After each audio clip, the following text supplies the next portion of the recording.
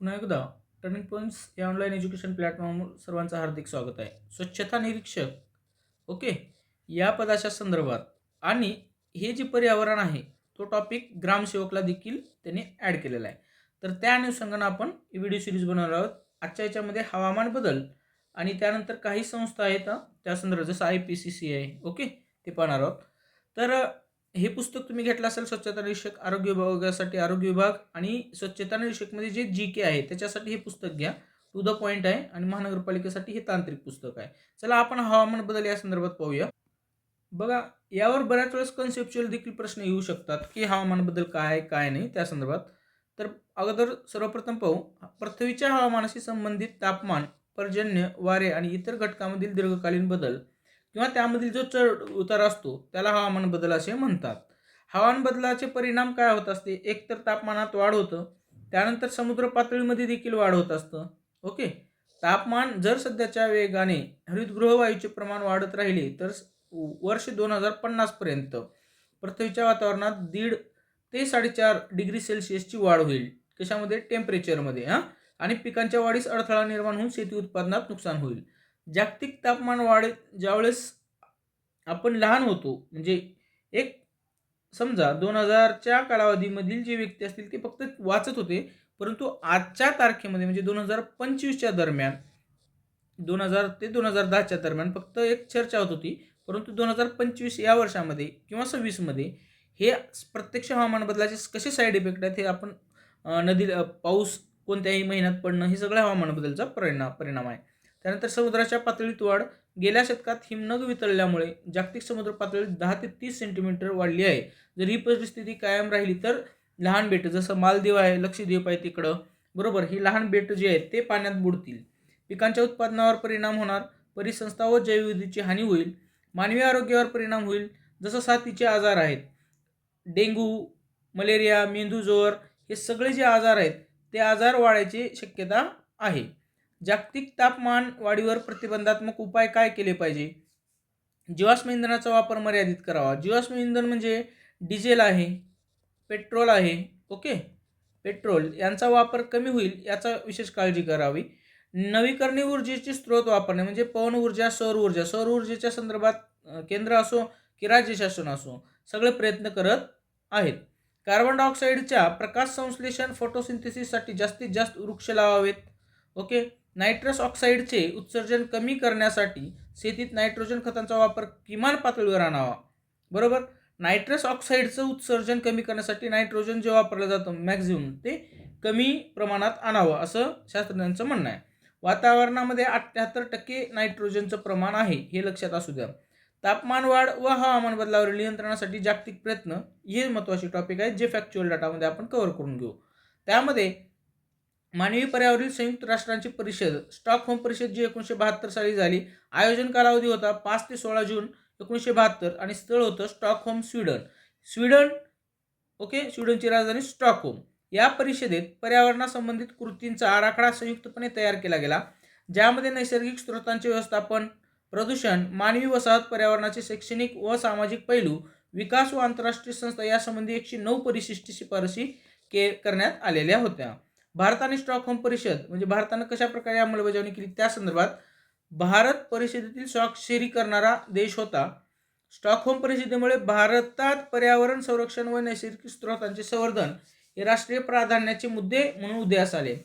तत्कालीन पंतप्रधान या परिषदेसाठी देखील उपस्थित होते. ओके. तुमच्यासाठी प्रश्न आहे की 1972च्या दरम्यान खालीलपैकी कोणते पंतप्रधान होते? स्टॉकहोम परिषदेला कोण उपस्थित होते? हे तुमच्यासाठी प्रश्न. स्टॉकहोम परिषदेनंतर भारत सरकारने 42वी घटना दुरुस्ती केली जे 1976ला ज्यालाच मिनी कॉन्स्टिट्यूशन असं म्हटलं जातं दुरुस्ती केली आणि त्यामध्ये कलम 48A, 51AG यांचा समावेश झाला. आजतागायत त्यामध्ये जसे आहेत ते तसेच आहेत. कलम 48A काय संदर्भात आहे? कलम 48A कलमानुसार राज्यांना पर्यावरणाचे संरक्षण हे सतत बंधनकारक केलेले आहे. ओके. त्यानंतर कलम 51G काय आहे? तर कलम 51A आणि G म्हणजे कंसात G नुसार पर्यावरणाचे संरक्षण व सुधारणा हे प्रत्येक नागरिकांचे कर्तव्य आहे असे सांगितले गेले. हे पॉईंट आणि ही कलम लक्षात ठेवा. 1972 नंतर भारत सरकारने केलेले कायदे ओके आता स्टॉकहोम परिषदेचं एवढं म्हणजे प्रेझेंट झाल्यामुळं, तिथे असल्यामुळं केंद्र सरकार जे आहे, भारत सरकारनं काय कायदे केले? पाणी कायदा 1974ला केला, वायू प्रदूषण प्रतिबंध व नियंत्रण कायदा, ज्याला हवा कायदा म्हणतो, तो 1981चा आणि पर्यावरण संरक्षण कायदा 1980चा. आता हे तिन्ही तुम्हाला लक्षात ठेवायचे. इयर, ॲक्ट आणि इयर हे परीक्षेला विचारलेलं आहे. हा सिंपल प्रश्न आहे, परंतु रीड लेस डिव्हाइस मोड वापरल्यानंतर हे इयर आहे तुमच्या लक्षात राहतील. चुकलं तर नोकरी गेली म्हणून समजायचं. पुढे पर्यावरण प्रश्न सोडवण्यासाठी वन मंत्रालयाच्या अंतर्गत पर्यावरण विभागाची स्थापना देखील करण्यात आलेली आहे. ओके. पुढे आहे IUCN, international union for conservation of nature and natural resources. विस्तारित रूप देखील तुम्हाला लक्षात ठेवायचं आहे, यावर परीक्षेत प्रश्न आलेला आहे. आणि प्रत्येक संस्थेचं मुख्यालय कुठे आहे? International union for conservation of nature and natural resources. याची स्थापना 5 ऑक्टोबर 1948ला झाली असून मुख्यालय ग्लॅंड, स्वित्झर्लंड या ठिकाणी आहे. पुढे IPCC, inter governmental panel on climate change. विस्तारित रूप परत लक्षात ठेवायचे आहे. स्थापना 1988ला झाली. कुठे झाली? याचं कार्यालय जिनेवा येथे. नोबेल पुरस्कार देखील मिळाले याला 2007चा पर्यावरणासंदर्भात कार्य केल्यामुळे. उद्देश काय या IPCCचा? हवामान बदलाविषयी सर्व माहिती मिळवून यावरील नियंत्रणासाठी पर्याय शोधणे. ओके. त्यानंतर पर्यावरण आणि विकास यावरील संयुक्त राष्ट्रांची परिषद जी 1992 साली झाली. ओके. रिओ दी जानेरो या ठिकाणी, किंवा यालाच वसुंधरा परिषद पहिली, फर्स्ट समिट असं म्हटलं जातं. कोणत्या वर्षी झाली? तर 1992. कोणत्या तारखेच्या दरम्यान झाली? 3 जून ते 14 जून. ओके. स्थळ कुठे? रिओ दी जानेरो, देश ब्राझील. रिओ दी जानेरो कोणत्या शहरात, म्हणजे कोणत्या देशातील शहर आहे? ब्राझील या देशामध्ये. उपस्थित प्रतिनिधी 172 होते. उद्देश वातावरणीय प्रदूषणाचा प्रश्न सोडवणे. ही परिषद स्टॉकहोममध्ये घेतलेल्या पहिल्या जागतिक पर्यावरण परिषदेनंतर 20 वर्षांनी आयोजित करण्यात आली होती. ओके. वसुंधरा शिखर परिषदेमध्ये 2 आंतरराष्ट्रीय पर्यावरण करार झाले, CBD. ज्यावेळेस तुम्ही एखादी आता विद्यार्थी SI केलेला आहे, ज्यानं म्हणजे MPC पूर्व परीक्षा, ओके, त्यांना CSAT एक पेपर आणि दुसरा पेपर 1 प्रिलिमला पर्यावरण खूप महत्त्वाचं आहे, तर टॉपिक त्यामध्ये त्यांच्या वाचनात ही सर्व गोष्टी आलेल्या आहेत. जैवविविधतेबाबतचा करार, कन्व्हेन्शन ऑन बायोलॉजिकल डायव्हर्सिटी. जैवविविधतेला उद्देशून हा पहिला आंतरराष्ट्रीय करार होता. याचे 3 प्राथमिक उद्दिष्टे आहेत. ते म्हणजे जैवविविधतेचे संवर्धन करणे, जैवविविधतेच्या घटकांचा शाश्वत वापर करणे, नैसर्गिक संसाधनापासून मिळालेल्या फायद्यांचे समान व न्याय वाटप होणे. यामध्ये नैसर्गिक संसाधनांचा आर्थिक उपयोग व पारंपरिक संवर्धनाचा प्रयत्न यांचा समतोल साधला आहे. CBDच्या अंतर्गत सर्व पारिस्थितिकी जीवांच्या जाती व जैविक संसाधने यात व त्यांचे रक्षण ही सर्व मानव समाजाची सामूहिक जबाबदारी आहे असे मान्य करण्यात आले. जैवविविधतेच्या अधिवेशनाची अंमलबजावणी करण्यासाठी भारताने जैवविविधता कायदा 2002 साली केला. स्टार करा, यावर प्रश्न येऊ शकतो. त्यानंतर हवामान बदलावरील संयुक्त राष्ट्रांच्या राष्ट्रसंघाचा आराखडा करार, UNFCCC. विस्तारित रूप पुन्हा एकदा लक्षात ठेवा. इतर नाव आहे अर्थ समिट. स्वीकार 1992. करार पर्यावरण विषयक करार आहे. अंमलबजावणी 1992ला. स्थळ कुठं? ब्राझीलमध्ये, रिओ दी जानेरो या शहरामध्ये. येथे संपन्न झालेल्या संयुक्त राष्ट्र संघ पर्यावरण आणि विकास परिषद वसुंधरा परिषदमध्ये CEM हेचं लक्षात घ्या, हे UNFCCचा करार स्वीकारण्यात आला. सचिवालय बॉन, जर्मनी या ठिकाणी. ओके. त्यानंतर उद्दिष्टे काय आहेत? ही टायपिंग मिस्टेक आहे, लक्षात असू द्या. त्यानंतर जागतिक हवामान बदलांच्या परिणामासाठी अनुकूल क्षमता तयार करण्याबाबत सहकार्य करणे, जागतिक अन्न सुरक्षा, शाश्वत आर्थिक विकास, हरितगृह वायूंचे वातावरणातील प्रमाणाचे स्थिरीकरण करणे, हरितगृह वायूच्या उत्सर्जनाबाबत राष्ट्रीय धोरण सुरू करणे, कृती योजना, हरितगृह वायूंच्या निर्मितीमध्ये स्थैर्य आणणे, हवामान बदलामुळे निर्माण झालेल्या आव्हानांना तोंड देण्यासाठी राष्ट्रांच्या आपापसातील प्रयत्नासाठी UNFCCC जी आहे ती एक चौकट म्हणून कार्य करते. त्यानंतर UNFCCCच्या सदस्य देशांनी वाटाघाटी करून क्योटो प्रोटोकॉल ठराव मंजूर केला, जो 2005 पासून कार्यरत झाला आहे. याचं एक यश आहे. क्योटो प्रोटोकॉल काय आहे ते पाहून घेऊ आपण. स्थळ कुठे झाला? क्योटो या ठिकाणी याचं म्हणजे सभा झाली, किंवा येथे जे आहे ते करार मान्य करण्यात आला म्हणून क्योटो प्रोटोकॉल म्हटलं जातं. आणि ते जे आहे ते जपान या देशामध्ये कोणत्या वर्षी? 1997, परंतु कार्यरत कधी 2005 या वर्षापासून. करार काय आहे? हरितगृह वायूंचे प्रमाण कमी करण्याबाबतचा हा करार आहे. त्यानंतर क्योटो प्रोटोकॉल हे नाव पडले. आता हरितगृह वायूंचे प्रमाण कमी करण्याबाबतच्या संदर्भात असलेला करार कोणता? तर क्योटो प्रोटोकॉल, हे लक्षात ठेवा. क्योटो करारामध्ये स्वच्छ विकास संस्था क्लीन डेव्हलपमेंट मेकॅनिझमची तरतूद करण्यात आली आहे. त्यामध्ये विकसित व विकसनशील देशांदरम्यान कार्बन व्यापार, ओके, सी तर कार्बन डेटिंगची तरतूद करण्यात आली. ओके, हे पण लक्षात ठेवा. त्यानंतर दुसरी वसुंधरा परिषद ऑगस्ट ते सप्टेंबर 2002 मध्ये कोठे? जोहान्सबर्ग येथे. नाव काय होतं? शाश्वत विकासावरील जागतिक परिषद. शाश्वत विकासासंबंधी संयुक्त राष्ट्रांची परिषद, याला रिओ 20 असं म्हटलं जातं. कारण ही जी रिओ परिषद होती त्याच्यानंतर बरोबर 20 वर्षांना झाली. 20 ते 22 जून 2012 या दरम्यान. स्थळ रिओ दी जानेरो, ब्राझील. शाश्वत विकासासंबंधी संयुक्त राष्ट्रांची परिषद, ज्याला रिओ +20 असे ओळखले जाते. शाश्वत विकासासंबंधी ही सर्वात महत्त्वाची तिसरी परिषद आहे. एकूण सहभागी सदस्य देश जे होते 192. त्यानंतर कार्टाजेना प्रोटोकॉल ऑन बायोसेफ्टी या संदर्भात पाहू. जैवतंत्रज्ञानाद्वारे विकसित झालेल्या जातीमुळे जैवविविधतेला धोका उत्पन्न होऊ नये यासाठी CBT कराराला पूरक असा कार्टाजेना प्रोटोकॉल ऑन बायोसेफ्टी हा करार संमत करण्यात आला.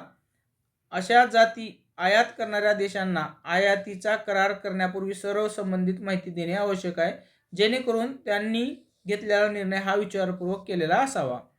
जैवतंत्रज्ञानाद्वारे विकसित केलेल्या जातीमुळे. ओके, आता टेक्नॉलॉजी वापरून केलं तर. ओके, बाली परिषद, नाव आहे UNFCCC COP13.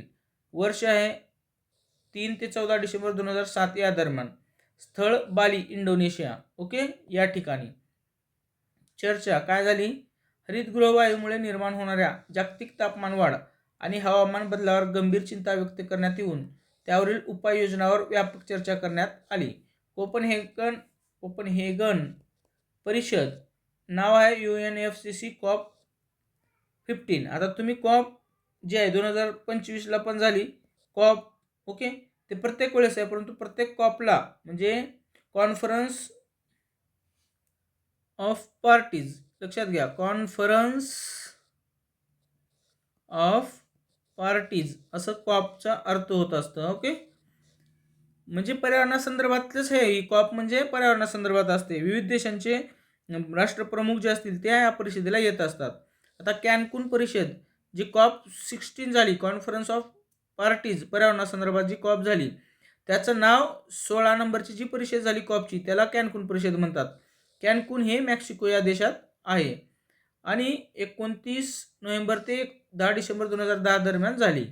त्यानंतर संयुक्त राष्ट्रसंघ पर्यावरण कार्यक्रम, युनायटेड नेशन्स एन्व्हायरमेंट प्रोग्राम, मुख्यालय कुठे आहे? Nairobi, Kenya. यावर प्रश्न आलेला आहे. जागतिक आणि प्रादेशिक पातळीवरील पर्यावरणीय विषयासंदर्भात संयुक्त राष्ट्रसंघाची ही अधिकृत संस्था आहे, लक्षात ठेवा. आता मी प्रश्न आलेला आहे असं म्हटल्यावर मी ओव्हरऑल सगळं कुठल्या तरी सरळ सेवा परीक्षेत आलेला आहे असं गृहीत धरतो. स्वच्छता निरीक्षक परीक्षेमध्ये सगळेच प्रश्न आलेले असतील असं म्हणत नाही, परंतु माझं वाचन भरपूर असल्यामुळं किंवा PYQ वाचत असल्यामुळं कुठल्या पॉईंटला फोकस करायला पाहिजे हे या परीक्षेत प्रश्न आला होता असं सांगून तुम्ही त्या गोष्टीला फोकस करा किंवा पाठ करण्याचा प्रयत्न करा. पुढे आहे वर्ल्ड मेटेरोलॉजिकल ऑर्गनायझेशन. यावर देखील प्रश्न आलेला आहे. जागतिक हवामानशास्त्रीय संघटना, मुख्यालय जिनेवा, स्वित्झर्लंड या ठिकाणी आहे.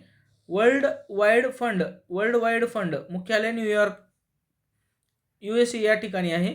बोधचिन्ह आहे जायंट पांडा. ओके, बिगर सरकारी संस्था, उद्देश पर्यावरणाचं संवर्धन, संशोधन व पुनर्वसती कार्य करणारी बिगर संस्था आहे. जागतिक पर्यावरण सुविधा, ग्लोबल एन्व्हायरमेंट फॅसिलिटी, या संस्थेच्या परिषदेमध्ये दक्षिण आशिया मतदारसंघात भारताचा समावेश आहे. त्यानंतर जागतिक पर्यावरणास फायदेशीर व शाश्वत उपजीविकेस प्रोत्साहन देणाऱ्या प्रकल्पांना अनुदान देणारी ही एक स्वतंत्र वित्तीय संस्था आहे. पुढे जलप्रदूषण, पाण्याचे संनियंत्रण आणि पाण्यावरील प्रक्रिया, हे पॉईंट पाहून घेऊ. आता झालं या आजच्या व्हिडिओमध्ये हे सगळं कव्हर करून घेऊया. तर बघा, प्रस्तावना, आज जवळजवळ 1 अब्ज लोकांना चांगले स्वच्छ पिण्याच्या पाण्याचे स्रोत उपलब्ध होऊ शकत नाही आणि 2.6 अब्ज लोकांना मूलभूत स्वच्छतेच्या सोयी उपलब्ध होऊ शकत नाही, असं सर्वसाधारण जो आहे तो निकष आहे. पाण्याची व्याख्या: आजार पसरविणाऱ्या जीवजंतूंमधून मुक्त असे पाणी, आजार होणार नाही अशा प्रकारचं पाणी. थोडक्यात घरगुती वापरासाठी असलेले स्वच्छ पाणी, रंग व वास पासून मुक्त असे चवयुक्त पाणी, आरोग्याला अपायकारक ठरणाऱ्या रसायनापासून मुक्त पाणी. ओके.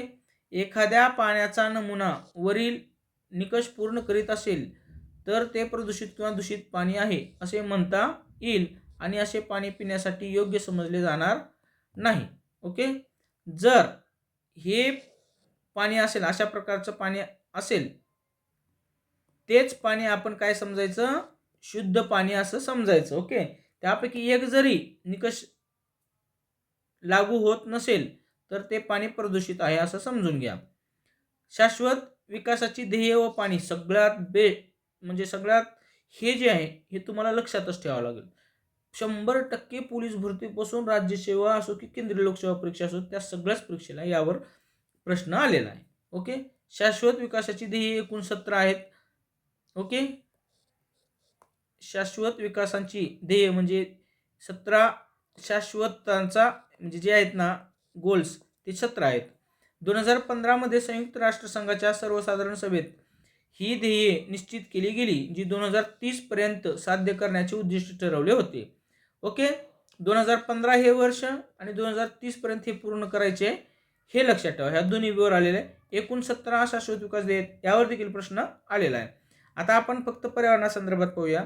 ध्येय 6 पाणी व स्वच्छतेच्या संसाधनांची उपलब्धता सुनिश्चित करणे, त्याचे शाश्वत व्यवस्थापन करणे, या संदर्भात ध्येय 6 आहे. ध्येय 14 महासागर व समुद्राचे संवर्धन करणे तसेच त्यांच्याशी संबंधित संसाधनांचा शाश्वत वापर करणे, या संदर्भात आहे.